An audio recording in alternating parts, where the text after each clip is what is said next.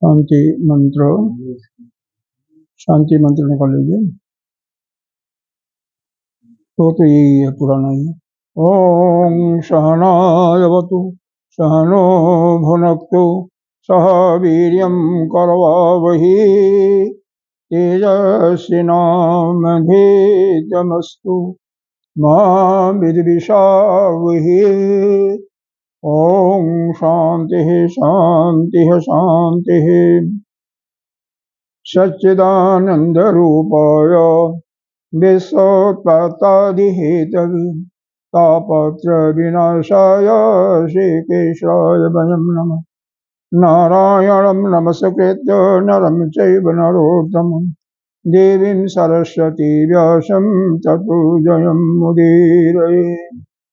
गुरुर्ब्रह्मा गुरुर्विष्णु गुरुर्देवो महेश्वर गुरुः साक्षात् परं ब्रह्म तस्मै श्री गुरवे नमः। त्वमेव माता च पिता त्वमेव बन्धो च सखा त्वमेव विद्या द्रविणं त्वमेव सर्वं मम देव। गजाननं भूतगणाधिसेवितं गजध्वजम्बो फलचारुभक्षम् उमासुतं शोकविनाशकारकं नमामि विघ्नेश्वरपादपङ्कजम्। अनंत श्री विभूषित श्री 1008 पंचायती महानिर्वाणी अखाड़ा के अग्रणीय श्रोतीय ब्रह्मनिष्ठ महामंडलेश्वर एवं उत्तर प्रदेश साधु समाज के अध्यक्ष श्री गुरुदेव भगवान के चरणों में कोटि कोटि वंदन। यहाँ के अधिष्ठाता देव को प्रणाम। मातृशक्ति भक्तजन सभी के हृदय में विराजमान आत्मस्वरूप उस ब्रह्म को प्रणाम करते हैं। 12वां दूसरे अध्याय का अध्याय 1 बल्ली 2 हाँ 14 को तो बस ऐसे ही 14 तक तो घिसा था, 14 को नहीं किया था, तो थोड़ा सा पहले सा लेकर के करते हैं। 12वां से पढ़ते हैं। जैसे तम दूरदर्शम गूढ़म अनुप्रविष्टम, पढ़िए नहीं, गुहाहितं गहनरेष्टं पुराणम् आध्यात्मयोगाय अधिगमेन देवम् मत्ता धीरो हर्षशोकौ जहाति। एतच्छ्रुत्वा सन्परिगृह्य प्रबृहद्धर्मं गुणमेत्यमाप्य स मोदते मोदनीयं हि लब्ध्वा विव्रतं सद्म नचिकेतसमन्यम्। यह नचिकेता जो कि यमराज जी उससे क्योंकि 3 दिन तक जब अपने पिता जी के द्वारा या पिता के आज्ञा से जब वो जमलोक को पहुंचता है जमराजपुरी में, तो 3 दिन तक वो भूखा रहा, पानी भी नहीं पिया, सोया भी नहीं, क्योंकि जमराज जी बाहर गए हुए थे। तो जमराज जी के आने पर जब संदेश उनको मिला तो अपना नित्य क्रिया करके फिर उसके पैर का प्रक्षालन करते हैं, उसको जल इत्यादि देने के बाद धन दक्षिणा भी देते हैं। फिर कहते हैं कि आप हे ब्राह्मण पुत्र, आप 3 दिन तक हमारे दरवाजे पर भूखे प्यासे रहे, इसलिए हम आपको 3 वरदान देते हैं जो आपकी इच्छा हो मांगो। एक बात सुन लीजिए, कभी भी अपने दरवाजे पर कोई संत हो, ब्राह्मण हो, भूखा नहीं जाना चाहिए। उससे नाना प्रकार के बाधाएं, समस्याएं खड़ी होती हैं। फिर मालूम नहीं पड़ता कि कहाँ का कब का हमारे पास ये समस्या आ खड़ी है। विशेष करके लोग ध्यान नहीं देते हैं, इसको ध्यान देना चाहिए। तो जमराज जी ने 3 वरदान, पहला वरदान फिर उसने क्या मांगता है कि हमारे पिताजी सुख की नींद सुने। क्यों? कि वो आए थे तो पिताजी गुस्सा में हैं, उनको कष्ट हो रहा होगा कि बेटा एक ही बेटा चला गया, तो कष्ट तो होगा ही होगा। तो इसे नींद उनको अच्छी तरीके से आए। साथ इतना ही नहीं किया, साथ ही जब मैं यहाँ से जाऊं तो मुझे पहचाने भी और हमसे उसी तरीके से बात करें जैसे पहले मांगे। इसका मतलब 3 वरदान इसी मांग लिया कि आपके यहाँ से मैं चला भी जाऊंगा। चलो यो मस्त कह दिया। दूसरा वरदान फिर समाज के लिए मांगा। पहला तो अपने लिए, अपने परिवार के लिए, पिताजी के लिए, और दूसरा समाज के लिए कि हमें ऐसे स्वर्ग के प्राप्ति का नियम बताइए, विधि बताइए, जहां पर जाकर के व्यक्ति को कोई शोक नहीं होता, शोक दुख नहीं होता। वहां पर जो एक प्रकार से मृत्यु का भी डर नहीं होता और न किसी चीज की चिंता होती है, खाने पीने सब कुछ स्वाभाविक रूप से मिलता रहता है। तो हमें उस स्वर्ग की प्राप्ति का विधि बताइए।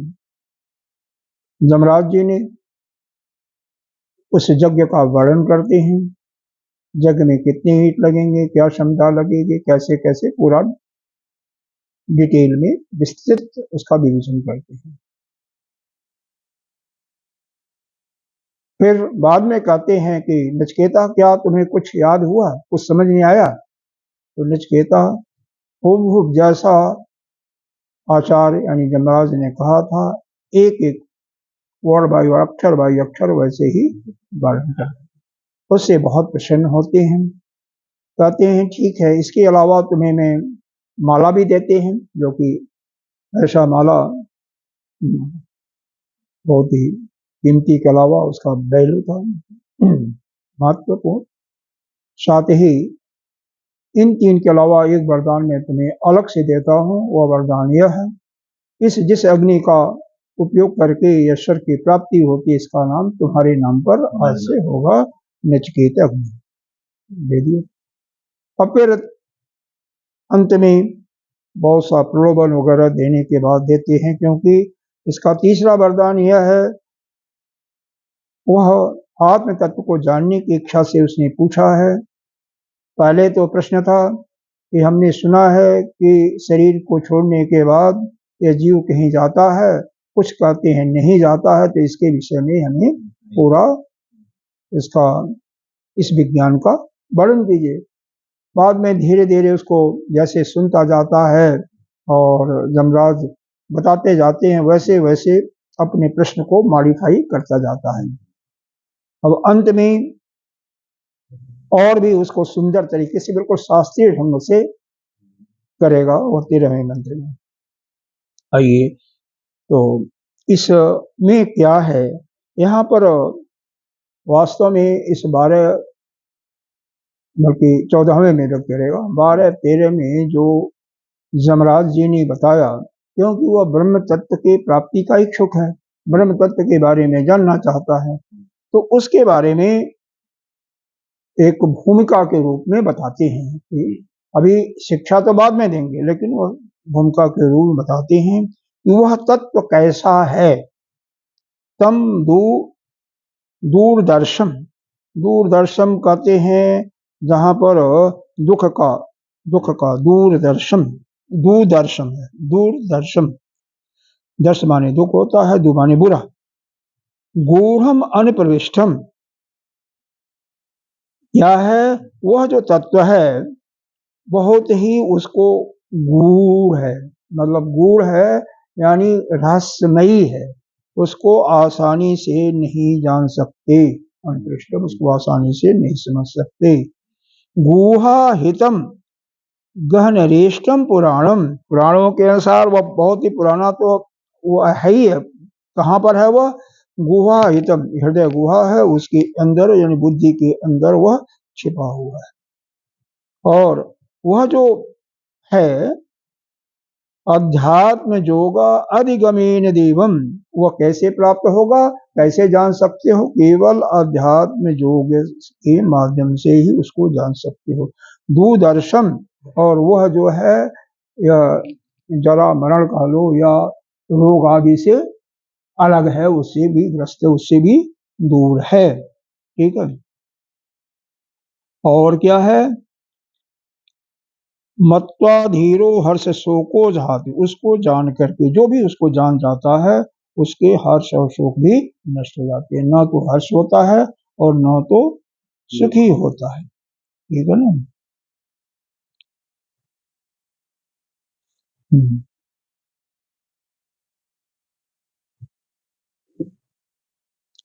यहाँ पर दूरदर्शन, दूरदर्शन का अर्थ लगाया हुआ है। यहाँ पर ये लगाया हुआ है कठिनाई, कठिनाई दुखेन, दूरदर्शन दुखेन दर्शनम, दुख पूर्वक वही है, दुख पूर्वक दर्शन होता, दर्शन हो सका। दूरदर्शन मतलब, क्योंकि दर्शन माने दुख ही होता है, दुख दू बुरा, दूरदर्शन इसका संधि विक्षेप से दूरदर्शन होता है, दूरदर्शन। तो दूरदर्शन का मतलब यहाँ पर लगाया दुखेन दर्शनम, दुख पूर्वक यानी कठिनाई के साथ इसका दर्शन करा, मतलब उसका इंटरप्रिटेशन। तो बहुत ही सूक्ष्म है। अब इसका भाष्य वगैरह तो बता दिया था, फिर भी अगर कहीं है तो मतलब यह समझें पहले वह है क्या। अभी उसको बताया नहीं जा रहा है वो कैसा है, इतना बता दिया गया कि वह रहस्यमयी है उसका ज्ञान।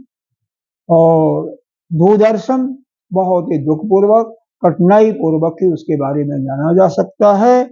और कैसे, कहाँ पर है? तो वह हृदय गुहा में, वह बुद्धि के अंदर छिपा हुआ है वहां पर। हाँ, दुर्विज्ञेय है, आसानी से नहीं जाना जा सकता है। और उसको जा भी सकते हो तो कैसे? केवल अध्यात्म योग, अध्यात्म का मतलब ही होता है जो परमात्मा से योग है ना, तो जो प्रार्थी होता है अध्यात्म योग। अध्यात्म का मतलब उस केवल ब्रह्म के बारे में ही चिंतन करते हुए उसी के जो पारायण हो जाता है, वही उस तत्व को जानकारी हो जाती है, उसी को कहते हैं मत्स्य धीरो। और ऐसे बिरले ही जो धीर पुरुष होती हैं जिसको जान जाती है, मतलब माने जान करके, समझ करके वो हर्ष और शोक को जहादी माने काट देते हैं, उनका हर्ष और शोक जो है कट जाता है। चाहिए थोड़ा सा सरसरी निगाह से ये भी देखें। तम दूरदर्शन तो क्यों, किसके बाद फिर गहन विषय आ जाएगा ना, फिर यह समझ में नहीं आएगा, बड़ा मुश्किल है। तम दूरदर्शन दुखेन, इसका मतलब दूरदर्शन का मतलब दुखेन दर्शनम, दुख कठिनाई पूर्वक दर्शन होता है, दुख पूर्वक दर्शन होता है। अश्य किसका? उसी का जिसको बताना है, अभी बताया नहीं है, तुम्हें बताना है अभी।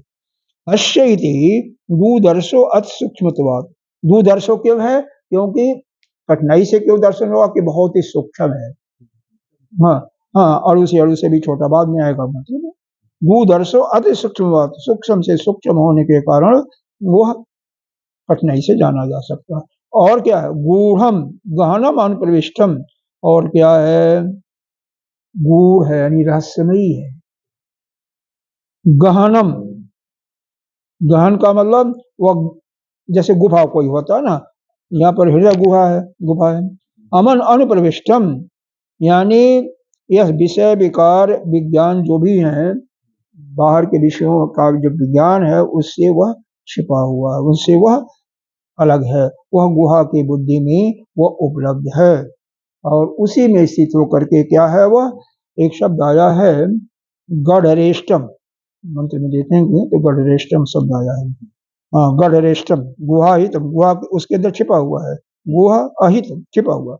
गढ़रेष्टम, गढ़रेष्टम का मतलब गहरे विषय में अनेक अर्थ संकटे तिष्ठतीत गढ़रेष्टम, यानी अनर्थों से ऐसे संकुचित स्थान में, संकुचित स्थान में रहने वाला वह देव को जान करके, उसको जान करके पुरुष हर्ष और शोक से बहुत ही मतलब गहन स्थान में, यानी विषम स्थान है, आसानी से उसको आप जान नहीं सकते। जत एवं गूढ़म अनुप्रविष्टो, उस प्रकार से उस गूढ़ स्थान में जो वह छिपा हुआ है, अनुप्रविष्टो, उनमें अनुपृष्ट, और उसमें जा करके, अनुपृष्ट माने पहुंचना, जाना, उसमें वह स्थित है, इसीलिए वह गुहरेष्ठ है। जो रेष्ठ का कारण बताया कि एक तो वह अंतःकरण में, बुद्धि के अंदर जो गुफा है, हृदय गुहा में, वहां पर है। दूसरा छिपा हुआ है, बल्कि बाहर के विकारों विषयों से बिल्कुल अलग छिपा हुआ है। दूसरी चीज यह है कि वह सूक्ष्म से सूक्ष्म है। हाँ, और दूरदर्शन, दूरदर्शन है, मतलब आसानी से उसको जान नहीं सकते हो, कठिनाई के साथ जान सकते हो, इसीलिए उसको बताया कि वह दूरदर्शन है और गंधेष्ठ है। ये तीन शब्द इनको अच्छी तरह से माइंड में रखना, दिमाग में। गहनेष्ठम मतलब जितने भी आपके जो यह, क्योंकि गुहा बुद्धि में है, हृदय गुहा में है, तो जिन्हें अनेक जो अनर्थ होते हैं उनसे सबसे, अनेक अर्थान सबसे वह अलग है, छिपा हुआ है, ऐसा। हाँ, और जब उसको कोई जान लेता है तो क्या होता है, तम पुराणम, वह पुराण है, यानी पुराना है, पुराना सा पुराना है। अरे एक ही तत्व तो है, वही तो ब्रह्म ही तो है, और वह कब से है, अनादि काल से चला आ रहा है। हाँ, कभी भी उसके न तो जन्म है न मृत्यु है, तो पुराण से भी पुराना है। उस अध्यात्म योग को, अध्यात्म योगाधिगमन, अध्यात्म योग को, जो के चित्त में सारे जो विषय हैं, बाह्य विषय, उनको हटा करके और वह आत्मा में लगा देना ही आत्मयोग। यहाँ पर थोड़ा सा समझो, कल भी यह प्रश्न आया था गीता जी में भी, बाह्य स्पर्शान कृत्वा बहिः बाह्य आया था ना, गीता जी के 25वें अध्याय का 27वां मंत्र था। ठीक, तो यहाँ पर इस चीज का ध्यान रखना है कि बाह्य जो विषय हैं, जब तक किसी का भी मन, तीन चीजें हैं, वस्तु, देश और काल, काल, वस्तु और देश, इन तीनों से जब तक अपरिच्छिन्न नहीं होगा तब तक मत उसको आप भगवान कैसे मानोगे, ब्रह्म कैसे मानोगे, क्योंकि ये तीनों से बिल्कुल अपरिच्छिन्न है, तीनों का प्रभाव नहीं है। वो भूत में भी है, भविष्य में भी है, वर्तमान में भी वही है। देश यहाँ भी है तो अफ्रीका में भी है, स्वर्गलोक में भी, सर्वत्र है। वस्तु इस पुस्तक में भी है, इसमें भी है, इसमें सब जगह है, ईंट में भी है। तो यह देश, काल और वस्तु से अपरिच्छिन्न है। अब यहाँ पर जरूरी रखनी है उसको जानने के लिए, क्योंकि हमारा मूल प्रयोजन क्या है, हम अपने आत्म स्वरूप में स्थित होना, यही है। यह जो उपनिषद पढ़ रहे हो, इसका मूल प्रयोजन क्या है कि हम अपने स्वरूप में स्थित हो जाएं, और जिससे कि हम पुनः दोबारा इस दुखालय संसार में न आवे, हमारा जन्म मरण से हमें छुट्टी मिल जाए। तो उसके लिए अपने को कुछ चीजों का विशेष ध्यान रखना है। कल बताया गया था ना, बाहर के जो भी विषय हैं उनको निकाल दो, बाहर फेंको, अपने से निकालो, बाहर के विषय को निकालो। तो यहाँ पर जो भी विषय है, जो भी वस्तु है, किसी भी वस्तु का में कोई भी शरीर से कोई तारतम्य नहीं रखना। जैसे बढ़िया से बढ़िया कोई पकवान है, कोई किसी को कई बार होता है कि किसी चीज पीने का अलम लग जाता है, कोई गांजा पीता है, कोई मदिरा पीता है, कोई किसी, मतलब किसी भी चीज का, किसी भी चीज से कोई उसका तारतम्य नहीं रखना। उसी प्रकार से किसी भी व्यक्ति से कोई तारतम्य नहीं रखना, यह भी बाहर का है। चाहे वह बेटा हो, बेटी हो, पत्नी हो, पति, कोई किसी का है ही नहीं है। अरे आप भी तो नहीं, आप भी तो वही ब्रह्म हो, तो किसी का कोई नहीं है। तो जब जिसका भी, जो कोई भी यह वस्तु से, व्यक्ति से या जीव से कहिए, और देश पर्टिकुलर विशेष स्थान से जब उसका कोई भी तादम्य नहीं होता, मतलब वो कहीं भी रहे उसको कोई फर्क नहीं पड़ता, किसी के साथ रहे कोई फर्क नहीं पड़ता, किसी के ऊपर निर्भर नहीं रहे। व्यक्ति का मतलब यहाँ पर किसी के ऊपर निर्भरता नहीं होना चाहिए, और जो रहेगा वो दुखी होगा। नहीं समझ में? सब चीजों से परे, सब चीजों से परे। इसी चीज के लिए मैंने विशेष करके इसको किया था, इसी लाइन के लिए, जो कि शायद पहले नहीं बताया होगा। तो इस चीज का ध्यान रखो। अब 3 चीजें हमारे पास हैं इस जीवन में, सबके जीवन में यही 3 चीजें आती हैं। कहीं भी रहो, चाहे आश्रम में रहो, घर में रहो, व्यक्ति होंगे, जंगल में रहो तो भी वो 3 चीजें, अरे जीव होंगे वहां पर, नहीं कुछ तो पेड़ पौधे होंगे। हाँ, स्थान तो हर जगह है ही है, और समय भी है। समय तो कभी था, कभी पीछे की बातें करो, अब की बातें करो बाद में, समय भी वही काल से तो परिच्छिन्न सभी है ना। अब यहाँ पर हम काल से परिच्छिन्न है ना, और जो अपरिच्छिन्न हो तो वही हम ब्रह्म हो जाएंगे। तो किसी भी, कहीं भी, किसी भी जीव से, व्यक्ति से कोई तादात्म्य न रखते, उस पर निर्भर भी नहीं रहना। क्योंकि आसक्ति कभी आती है, तभी आती है जब कोई आपको बढ़िया चीज पका करके देता है, बना करके देता है, या बढ़िया से आपकी सेवा करता है, आपका शरीर दुखी है और वह सेवा किया, उससे आपको सुख का अनुभव हुआ, मन के अनुकूल हुआ ना, वही सुख है, और वही आपको बांधता है। इसीलिए अगर बंधना नहीं है तो पहली बात तो किसी पर निर्भर ही मत रहो। निर्भर नहीं रहोगे तो किसी से आसक्ति नहीं होगी। उसी प्रकार से किसी स्थान का भी, हम जैसे ये है, अब मैं सोचूं कि यह आश्रम बहुत बढ़िया है तो हम बंधना नहीं है कहीं भी, और यहाँ रहो वहीं अपना मन, चाहे कोई विद्यार्थी है, ब्रह्मचारी है, संत है, गृहस्थी है, भक्त है, कितना भी पीड़ित, सबसे कोई तादात्म्य नहीं रखना, सबसे अपने को अलग ही कर देना, कोई निर्भरता ही नहीं किसी पर। अरे निर्भर तो एक ही है ना, हमारा परमात्मा तो है, और दूसरा गुरुदेव हमारे साथ हैं। तो गुरुदेव, और हमारे गुरुदेव भी हमेशा यही कहते हैं कि गुरुदेव के, जैसे अपने गुरुदेव के लिए वो हमेशा साथ हैं, और वह परमात्मा साथ में है, फिर किसकी चिंता, किसकी हम इच्छा करें। हाँ, उसी प्रकार से हमें किसी का कोई भी, और ना तो हाँ, जहां तक काल का संबंध आया, पीछे की घटनाओं को याद नहीं करना, और आगे के लिए चिंतन नहीं करना, वर्तमान में रहो। तो इनका करते हुए यहाँ पर तीनों भूत भविष्य वर्तमान तीनों कालों से इसको अपरिच्छिन्न कर दिया।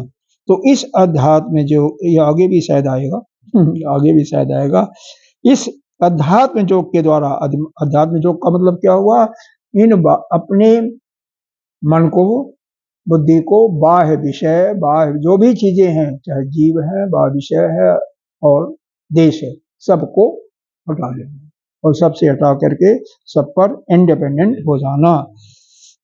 जो ऐसा धीर होता है, जो ऐसा धीर होता है, जो अपने आत्मा को जान जाता है, क्योंकि जो हटाएगा वही अध्यात्म से अपने कर्म, क्योंकि बाहर से हटाया और परमात्मा में अपने चित्त को स्थिर किया, वही जान जाता है, और वह सभी हर्ष और सुख से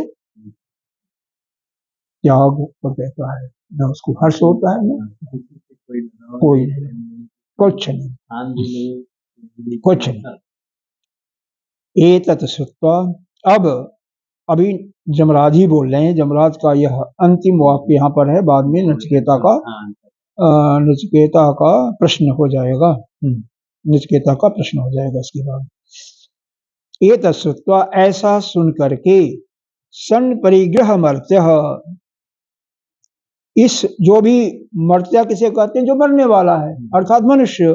तो जो मनुष्य इस एतत्सुत्वा, क्या सुना, आत्म तत्व के बारे में बताया गया, ये आत्म तत्व है, तो उसके बारे में सुन करके और संप्रिग्रह मतलब उसके अंदर अपने ग्रहण कर लिया, उसको मनन कर लिया, उसको अपने अंदर धारण कर लिया। तो एतत् सुत्वा, इसको, इस आत्म तत्व को अगर कोई भी मर्त्य है, यानी कोई भी मरण धर्मा वाला पुरुष है, यह आत्म तत्व को सुन करके उसको अपने अंदर अच्छी प्रकार से धारण कर ले, ग्रहण कर ले, तो क्या होगा, प्रहव्रिय धर्मम अणुम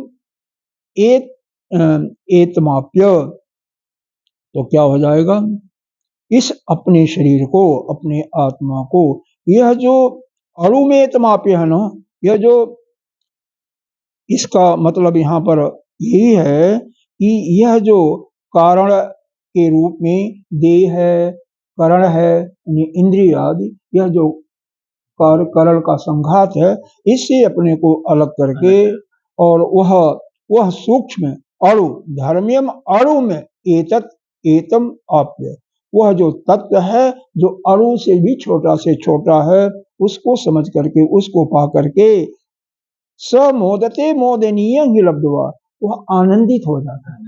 कौन आनंदित होता है, जो मरण धर्मा वाला पुरुष यह आत्म तत्व को जो बताया जमराज ने, उसको सुन करके अपने अंदर धारण कर लिया, और धारण करके इस आत्मा को, यह देह और इंद्रिय आदि संघात जो है, इससे उसको, उस अणु तत्व को, यानी उस आत्म तत्व को अलग कर दिया, अपने से अलग कर दिया। अब अपना शरीर अलग कर दिया, मन बुद्धि चित्त अहंकार कर दिया, केवल उसको पकड़ लिया। वह उस सूक्ष्म आत्म तत्व को पा करके वह मोदते, वह मोदिनी हो जाता, उसकी आनंद की उपलब्धि करके मोदनीय ही लब्धवा, क्या प्राप्त करता है, आनंद को प्राप्त कर लेता है। अर्थात हे नचिकेता, हे नचिकेता, सम नचिकेता, मेरे इस विवृतः माने जो विद्या हमने बताई है, यह ऐसा मैं मानता हूं कि यह जो है तुम्हारे लिए तो यह मोक्ष का द्वार सद्म, इसका द्वार तुम्हारे लिए, मोक्ष का द्वार तो खुला ही हुआ है। इसका यहाँ पर यह देते हैं कि ब्रह्म सद्यम आया ना, ब्रह्म सद्यम, ये सद्म है ना शब्द, तो ये सद्मम भवनम, इसका अर्थ बताया, भवनम नचिकेतसम ताम प्रत्यप आवृत द्वारम, वह जो ब्रह्म भवन का द्वार है, वह तुम्हारे लिए हे नचिकेता, ऐसा मन माने मानता, ऐसा मेरा मानना है कि वह दरवाजा तुम्हारे लिए खुला हुआ है, सबके लिए नहीं, किसके लिए, तुम्हारे लिए, ब्रह्म सद्मन, ब्रह्म सद्मन, वह तुम्हारे लिए उसका दरवाजा, यह समझ में आया। परीक्षा ले चुके, यानी हाँ, परीक्षा तो ले चुके, जो कुछ लेना था ले चुके, और इसको अनित्य वस्तु चाहिए नहीं थी, उसको तो केवल चाहिए तो आत्मा के बारे में ज्ञान, उसी के बारे में चाहिए। तो इसीलिए बताया यहाँ पर जो मर्त्य है, यानी यह जो मर धर्मा वाला जीव है, मनुष्य है, जब कोई भी मर धर्मा वाला जब इस आत्म तत्व को सुन लेता है, इस ज्ञान को जो जमराज जी ने मंगाया करके, और यही नहीं सुनता ही नहीं है, बल्कि सन परिग्रह अच्छी तरीके से उसको धारण, आया ना, परिग्रह माने धारण करना, अच्छी तरीके से उसको अपने अंदर धारण कर लिया। और कैसे, यह जो अणु में एतम आप्य, वह अणु रूप में, छोटे से छोटे रूप में जो उसको पा करके प्रवृह, अपने को बिल्कुल अलग कर देता है, कार कारण या संघात रूपी शरीर से बिल्कुल उसको अलग हो जाता है। इतना नहीं, यही नहीं करेगा तो नहीं होगा, उसको पाकर इस आत्मधर्मी यह देहात संघात से बिल्कुल अलग है ही है, तो उसको अलग, क्योंकि वह आप जीव नहीं हो, आप शरीर नहीं हो, और मन बुद्धि चित्त अहंकार नहीं हो, तो जब इसको अलग कर दिया आपने, और आत्म स्वरूप को आप पा गए, जान गए, तो मोदते, तो आनंदित हुए, और आनंदित होकर के आनंद पूर्वक, आनंद से उस मोदनी है, क्योंकि वह स्वयं मोदनी है, वो आनंद से भरा हुआ है, और उसको पा करके आप आनंदित होते, लब्धवा माने प्राप्त, लब्धवा माने प्राप्त हो गया, और मोदते आनंदित हो गए, क्योंकि वह कैसा है, मोदनीय है। वह स्वयं जो है वह आत्म तत्व जो अणु से अणु छोटा, देखो यहाँ पर है धर्म्यम अणु एक, धर्म्यम अणु एतम आप्य, सद्य करके आता है, वैसे नहीं सद्य विच्छेद नहीं करोगे नहीं है। तो उस अणु के रूप में वह छोटा से छोटा वह जो आत्मा है, आत्म स्वरूप है, जो आत्मा है उसको वह कैसा है, मोदनीय है, आनंदमय है। हाँ। और आनंद में है, उसको जब आपने पा लिया, लब्धवा प्राप्त करके आप आनंदित हो गए, तब कोई नहीं है। तो हे नचिकेता, ऐसा मेरा मानना है कि तुम्हारे लिए वह ब्रह्म का दरवाजा तो खुला हुआ है। हाँ, जैसे कोई मान लो सूरज पूरब की तरफ उगता है, यहाँ पर पूरब यही है ना, नहीं यह है कि यह है, पूरब कौन सा है, ईस्ट दिशा कौन सा, पूरब दिशा कौन, इधर है सीधे, पारक की तरफ ईस्ट है, पारक ईस्ट है, यह पश्चिम है, यह दक्षिण है, ये उत्तर है और ये दक्षिण, यह दक्षिण है, इधर से आ रहा है, पूर्व पश्चिम उत्तर दक्षिण, पूरब यह हो गया, पूर्व की तरफ, हाँ तो यह दक्षिण हो गया, हाँ दक्षिण से हो गया, हाँ ठीक है, बड़ा ये भी यहाँ पर तो ये भी, हाँ ठीक, तो यह समझ में आ गया। हाँ, दोनों और लेकिन पात्र वही हो सकता है, हाँ, इन सब का त्याग कर दे। हाँ, जब तक यह त्याग नहीं होगा तो नहीं होगा, हाँ नहीं बिल्कुल नहीं होगा। अब इसको देखो, अब इसको आगे चलो थोड़ा सा देख लो। एतद् आत्म तत्वम जद हम बक्षामि, इस आत्म तत्व को जिसका कि मैंने तुम्हें बक्षामि माने वर्णन अब मैं करूंगा, बक्षामि भविष्यामि करूंगा, अभी नहीं किया, अब जो करूंगा, तत्श्रुत्वा उसको सुन करके, आचार प्रसादात सम्यक आत्मभावेन, कैसे, आचार्य की कृपा से सम्यक भावेन, भली भांति परिग्रह उसको अपने अंदर धारण करके, यह जो वर्ण धर्म वाला पुरुष है, धर्म आदनम एतम धर्म्य प्रबृहोदम्य पृथकृत्य शरीरादि, उस आत्मा को से शरीर आदि से बिल्कुल अलग करके, यानी बिल्कुल पृथक करके उस सूक्ष्म और मोदिनी आत्म तत्व को प्राप्त करके वह आनंदमय हो। मर्तो विद्वान मोदते मोदनीयम हर्षणीयम आत्मानम लब्ध्वा, और उसको प्राप्त करके वह बिल्कुल प्रसन्न हर्षित आनंदमय हो। ये मतलब ये सब चीजें होना चाहिए तभी वो आगे बताएंगे, हाँ नहीं तो नहीं, ग्रहण नहीं कर पाएंगे, वो जो नहीं कर पाएगा वो तो बताना आप शुरू करेंगे ही, ना आप नहीं कर पाओगे।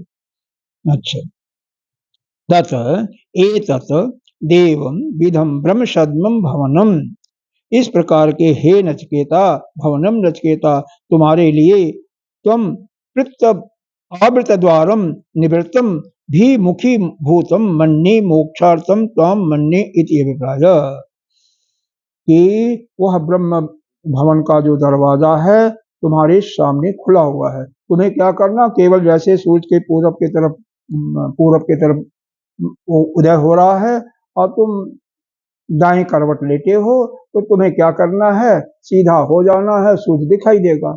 उसी प्रकार से तुम्हारे लिए तो दरवाजा खुला हुआ है, तुम्हें तो केवल करवट बदल करके चले जाना है। हाँ, आसान है तुम्हारे लिए, तो बिल्कुल आसान है।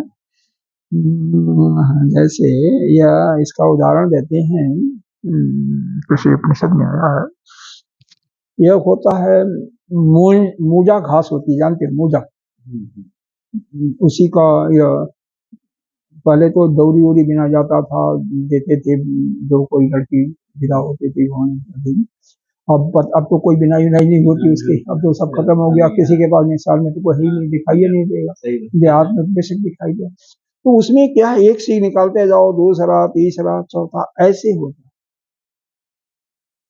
होता है ना। उसी प्रकार से अब इसको अलग करना है तो पहले अन्नमय कोश, 5 कोश है, अन्नमय कोश यानी ये शरीर, इसको इससे अपने को अलग करो, इस आत्मा को इससे अलग मानो। फिर उसके बाद चले जाओ प्राणमय कोश में। प्राणमय कोश में 5 प्राण हैं और 5 कर्मेंद्रिय हैं, उनको अलग करो। फिर मनोमय कोश में जाओ और उसके पीछे अंदर उसी सीख के मूजे के जैसे अब मनोमय कोश में जा करके मन और ज्ञानेंद्रियों को अलग करो। विज्ञानमय कोश में अब बुद्धि भी अलग हो गई, तो मन बुद्धि चित्त अहंकार सभी अलग हो गया, सब अलग हो गया। अब आनंदमय कोश में जा करके वो जो एक पर्दा सा झिल्ली सा पड़ा हुआ है कारण शरीर का, उसको भी हटा दिया। तो ओह आप आत्मा, ये 5 कोशों को भी जानना चाहिए। अन्नमय कोश में केवल यह बाहरी शरीर है। मनोमय कोश में यह 5 कर्मेंद्रिय हैं, 5 प्राण हैं, और मनोमय कोश में 5 ज्ञानेंद्रिय मन है। ज्ञानमय कोश में बुद्धि भी आ जाता है और ज्ञानेंद्रियां होती ही हैं।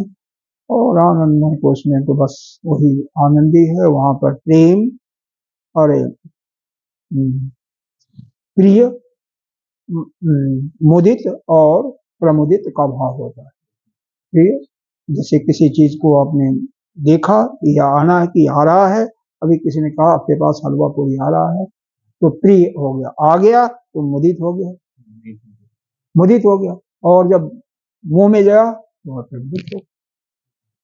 हाँ, तो यह एक एक करके आगे चलते हैं। जद अहम योग्य प्रश्नश्चासी भगवन्मा प्रति। अब यह हाँ, अब यह कहता है नचिकेता, इसके बाद बोलता है, हे भगवान, यदि मैं योग्य हूँ तो मैं, और आप मुझसे प्रसन्न हैं, तो वह प्रश्न पूछता है। क्या 14वां श्लोक, अन्यत्र धर्मात् अन्यत्र धर्म अन्यत्र अस्मात् कृतः अकृतात् अन्यत्र भूताच्च भव्याच्च जतत् पश्यसि तद्वदो। मतलब क्या कह रहे हैं, अन्यत्र जो धर्म हमने शास्त्र में सुना हुआ है, अन्यत्र जो हमने शास्त्र में धर्म के अनुष्ठान में उसके फल इत्यादि के बारे में सुना है, या अधर्म, और उससे भी अन्यत्र क्या है, अधर्म के बारे में, अधर्म के बारे में जो, और जो अधर्म से भी भिन्न है, जो कार्य अधर्म से भी भिन्न है, धर्म अधर्म दोनों से भिन्न है, तथा अकृत यानी इसका कारण। इस प्रकार यह जो कार्य और कारण, कार्य हुआ शरीर और कारण के रूप में आपका इंद्रिय इत्यादि हो गया है, स्थूल सूक्ष्म सब प्रपंच से भी पृथक है।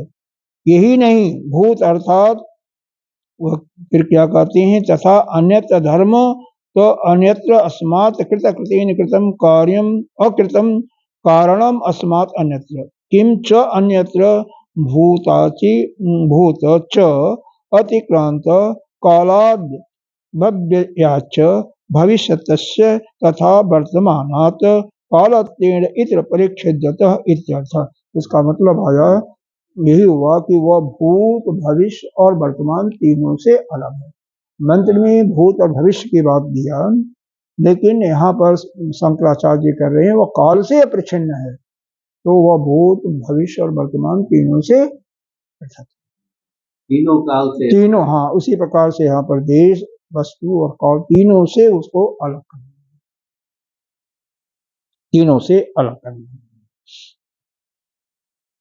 ईदृशम जस्तु, ऐसी जिस संपूर्ण व्यवहार विषय में सर्व व्यवहार गोचरातीतम, जो वस्तु आपको देखते हैं, पश्यसि वह मुझसे कहिए। इससे मतलब ऐसा जिस संपूर्ण व्यवहार विषय से, जो आपका यह व्यवहार है, उससे जो अतीत जो आप वस्तु को देखते हैं उसके बारे में कहिए। यानी उस तत्व का निरूपण करने के लिए कह रहा है कि जो कि धर्म से भी अलग है, अधर्म से भी अलग है, कार्य से भी अलग है और करण से भी अलग है, आकृत किया हुआ से, यानी कार्य करण संघात से भी, यानी शरीर मन बुद्धि चित्त अहंकार सूक्ष्म शरीर, इन सब से जो अलग है। इन सबसे जो पृथक है उसके बारे में अन्यत्र और काल से भी अपरिच्छिन्न है, उसके बारे में जो आपने देखा है वह क्या है? नचिकेता का यह प्रश्न है और यह बहुत ही शास्त्रीय प्रश्न है। देखो,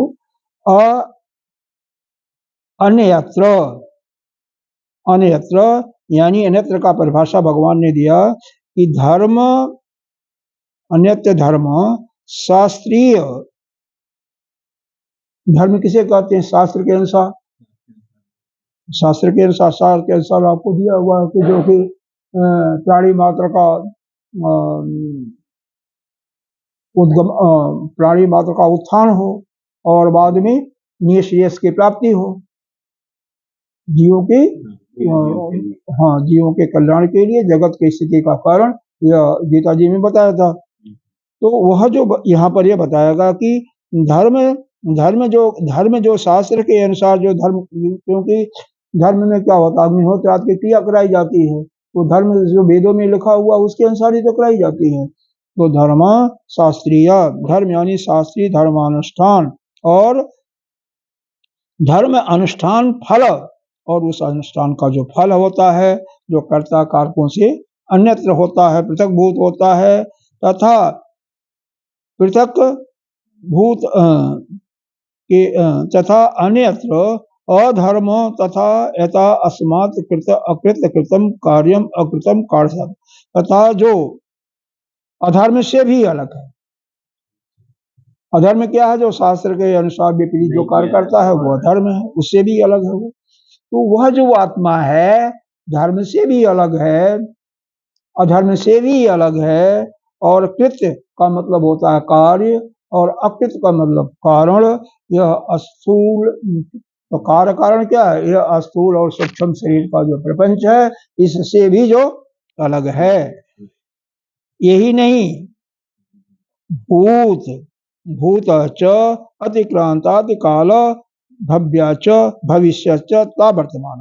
तो भूत, भविष्य और वर्तमान से भी जो अलग है, इनसे भी अपरिच्छिन्न है। अलग का मतलब इन तीनों से अपरिच्छिन्न है, इससे भी तीनों से अपरिच्छिन्न है। कालत्रेण जत्र परिच्छेद्य इति अर्थ, इसका अर्थ ही हुआ तीनों से परिच्छिन्न नहीं है, यानी अपरिच्छिन्न है। जत ईदृशम, जो ऐसी वस्तु को सर्व व्यवहार गोचरातीतम, व्यवहार में जो आपको दिखाई देता है उसके बारे में अब यह बात समझ में आई कुछ, कि धर्म से भी अलग, यानी इसका मतलब धर्म जो हम वेद के अनुसार शास्त्र के अनुसार जो भी बताया जाता है उससे भी अलग, शास्त्र जो भी बताता है उससे बिल्कुल अलग चीज है। शास्त्र का वहां पर कोई वो नहीं है, तो उससे अलग, उसका फल भी होता है तो उससे भी अलग, उससे भी अन्यत्र जो है, क्योंकि वह जो ब्रह्म तत्व है न तो किसी फल को देने वाला है न किसी को करने वाला, तो इन सबसे अलग। वो अधर्म होगा उससे भी अलग, कार्य कारण, कृत अकृत, जो यह कार्य कारण संघात का जो यह स्थिर और स्थूल और सूक्ष्म शरीर है इससे भी अलग।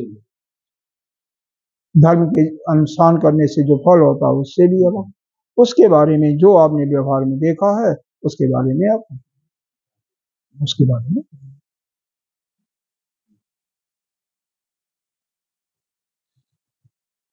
इति एवं पृष्ठवते मृत्युवाच पृष्ठम वस्तु विशेषाणाम च विवक्षण।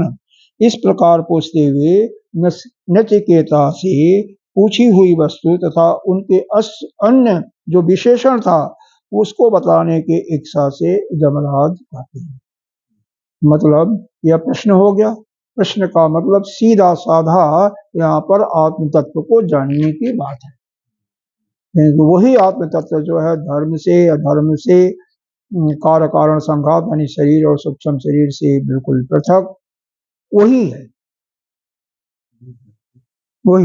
और उसी को जानने के लिए यहाँ पर बात हो रही है। वही काल से भी अपरिच्छिन्न है। बाकी जितने भी हैं इस संसार में, क्या ब्रह्मा के सृष्टि में सब काल से अपरिच्छिन्न नहीं है बल्कि परिच्छिन्न है। कोई कहीं है, जैसे आप यहाँ पर हो तो अमेरिका में नहीं है, आप अभी यहाँ हैं तो अभी कहीं और नहीं होंगे, तो काल से अपरिच्छिन्न हो गए नहीं। अप्रच्छिन्न नहीं है, मतलब प्रच्छिन्न हो गए। इसी प्रकार से देश से प्रच्छिन्न है, कि यहाँ पर देश वस्तु काल तीनों से अप्रच्छिन्न है वह जो आत्मा, क्योंकि तभी तो वह तीनों सबके शरीर में है, सब तभी तो वह पूरा व्याप्त है ना, सारे पूरे सृष्टि में व्याप्त तभी होगा जब देश वस्तु और काल तीनों से अप्रच्छिन्न होगा, तभी अब यहाँ पर काल की बात किया तो दोनों को उसको भी लगा दिया जाए, तब जाकर के उस आत्मा का तत्व का सही सही विवेचन होगा, और वह जो आप जानते हो, जो देखे हो, उसको बारे में बताइए। अब इसके बारे में जमराज जी का यह और उत्तर जो है, एक श्लोक तो पढ़ ही लेते हैं। सर्वे वेदा जत पदम, यहाँ पर आमनन है, आमनन पदम जत वेदा जत पदम आमनन अंति आमनंति तपसा तपासी सर्वाणि च जद बदंती, ये बदंती है, जद इक्षंतो ब्रह्मचर्यम चरंती तत्ते पद संग्रेण बिभ्रीम ओमम इति एतत्।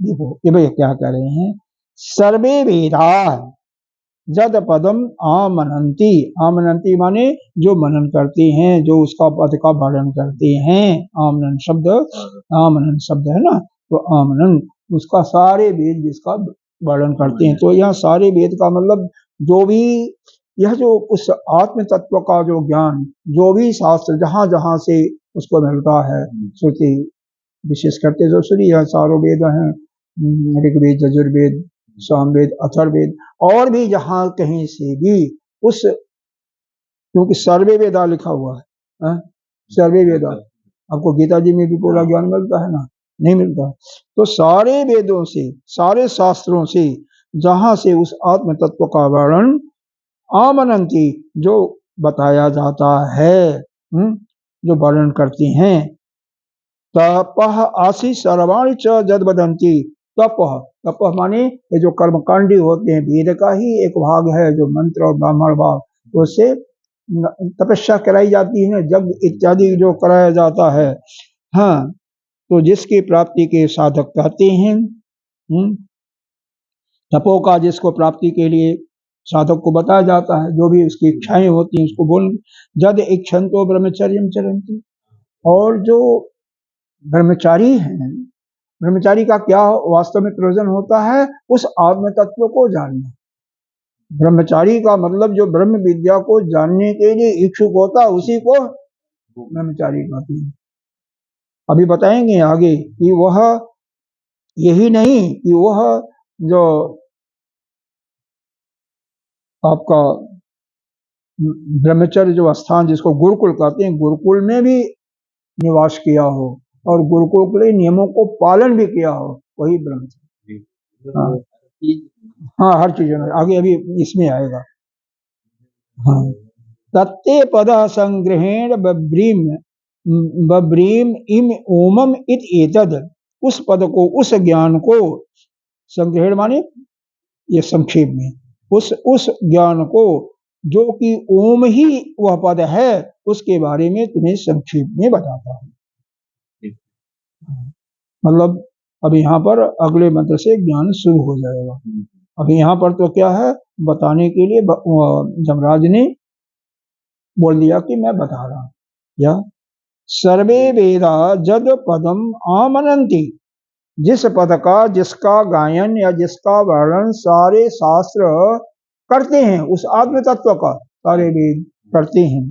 तपास सर्वाणि च जद बदंती, और तपस्या यज्ञ इत्यादि से सभी जो वेद के मंत्र, और वेद कहिए जो जिसके बारे में बताते हैं, अमुक कार्य करने के लिए अमुक मंत्र का करो, अमुक देवता के लिए यज्ञ आहुति दो, तो जो भी उनके द्वारा जो बताया जाता है, और जिसके लिए, जिस आत्म तत्व को जानने के लिए ही हमारे जो ब्रह्मचारी हैं वह गुरुकुल में जाकर के निवास करते हैं, और गुरुकुल के नियमों का पालन करते हुए उस विद्या को अध्ययन करते हैं।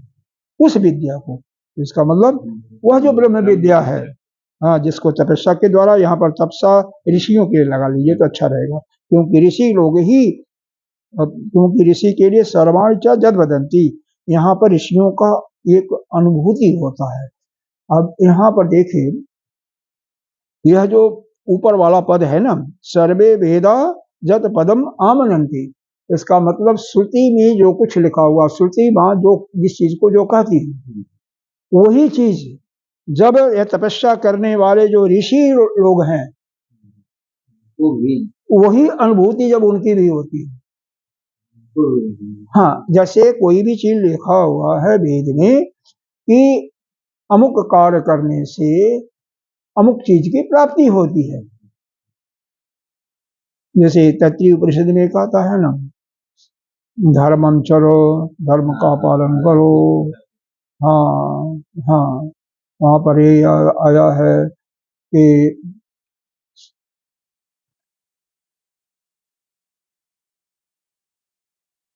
माता पिता गुरु अतिथि इनकी पूजा करो, इनके स्पर्श करो, हाँ करो।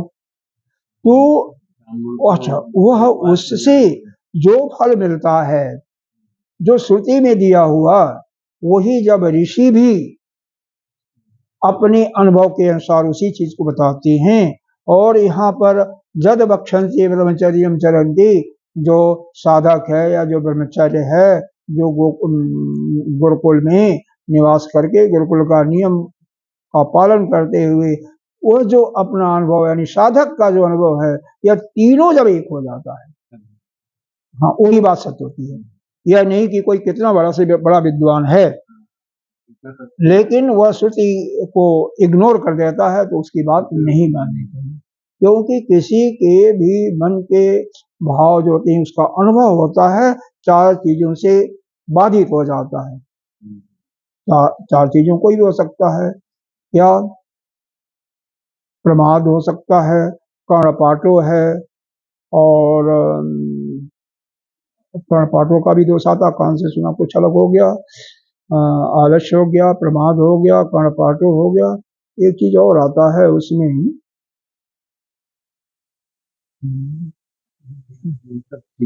हाँ हाँ, कर्णपाटो, चारों चीजों का ये कहीं लिखा हुआ, इसमें तो नहीं दिया हुआ है, चलो मैं बताऊंगा इसको। उन चारों चीजों को, मतलब ऐसा है कि किसी का अनुभव किसी भी दोष से ग्रसित हो सकता है।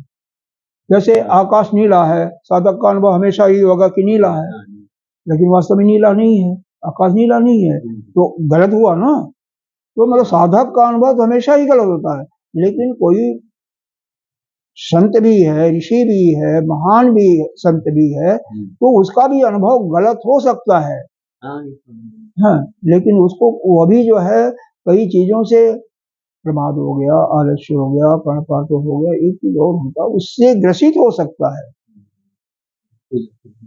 हाँ, ब्रह्म लिप्सा होता, ब्रह्म लिप्सा,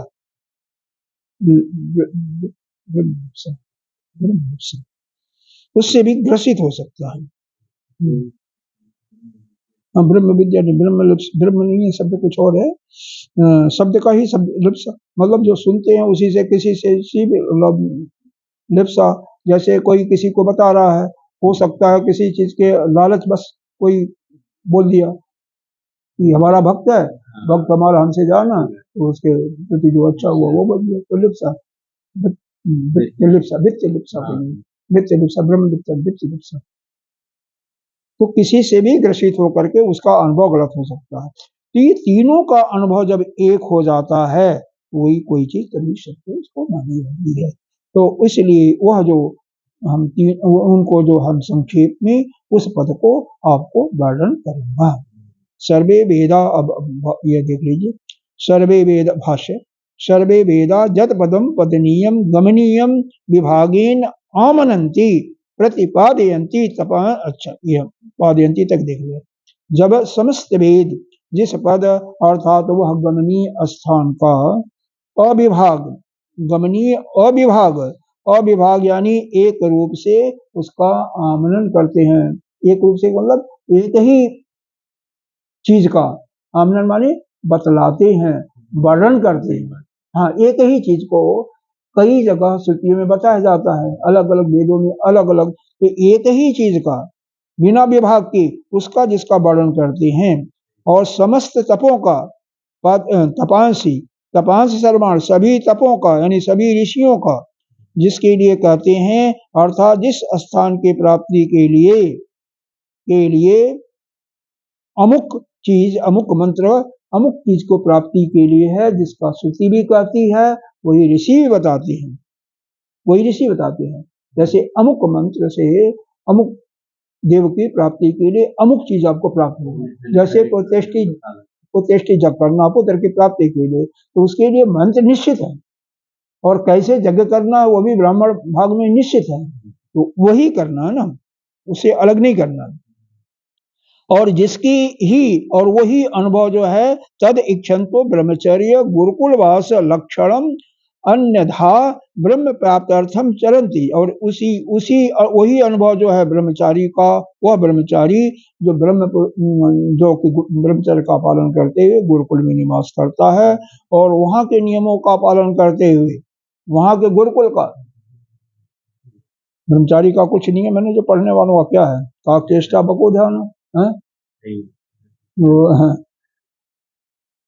आगे विद्यार्थी पंचलक्षण बताएगी नहीं,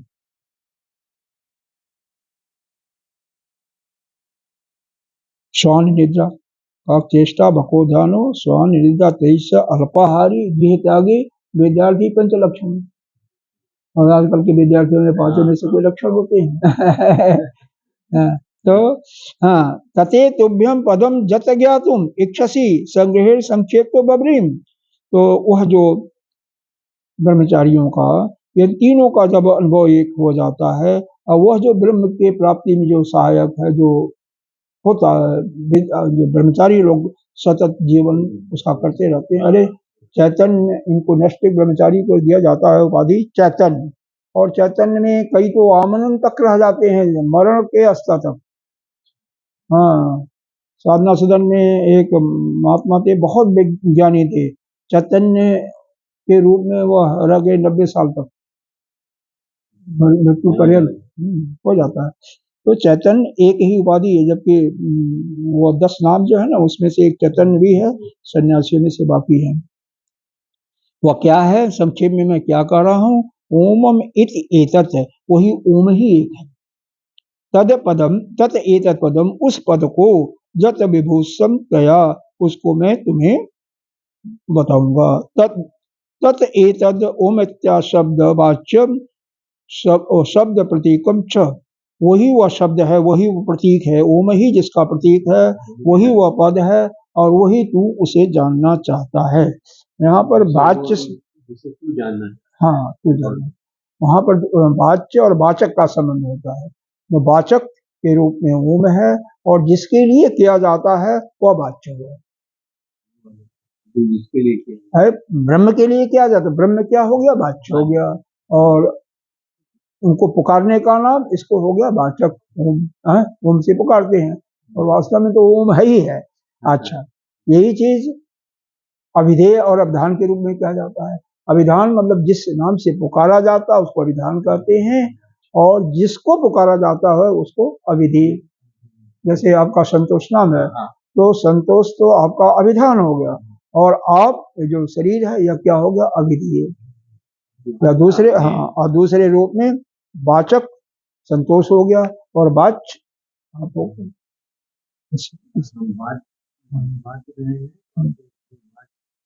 वाचक, वाचक वाच्य अभिधान अभिधेय ज्यादा शास्त्रीय सुंदर शब्द है। हाँ, यहाँ पर तो ओम के नाते वाचक और वाचक लगा दिया गया, बाकी अभिधान और अभिधेय के रूप में ज्यादा होता है। ये समझ गए आप? हाँ, इसी के बारे में अब आगे मंत्र में दिया जाएगा। आज यहीं पर समाप्त करते हैं। ओम पूर्णमिदः पूर्णमिदं पूर्णात् पूर्णमुदच्यते पूर्णस्य पूर्णमादाय पूर्णमेवावशिष्यते।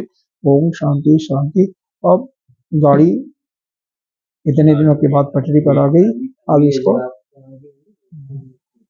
बहुत बढ़िया